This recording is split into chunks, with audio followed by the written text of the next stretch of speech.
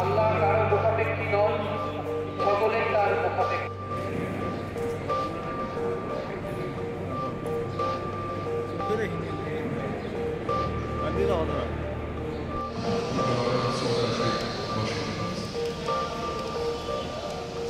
ধন্যবাদ।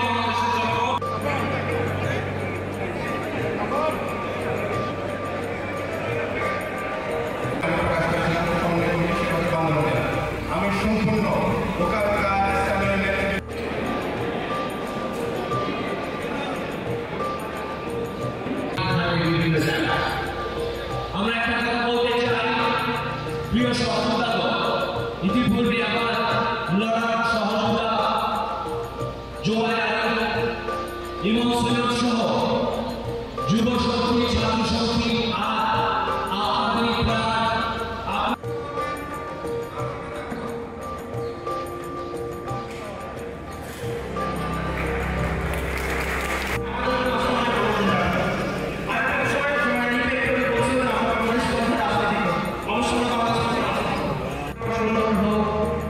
আমাদের প্রাণ সৃষ্টিকর্তা সবাইকে শান্তিতে রাখুন, এই কামনা করে শেষ করলাম।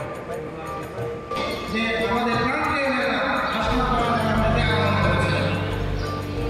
তো আজকে অনেকে অনেক কিছু বলেছেন, প্রাণ খুলে বলেছেন, জানি না আপনার কিছু কমিটির বিষয়ে, সাংগঠনিক বিষয়ে আর যদি কারো কিছু অভিযোগ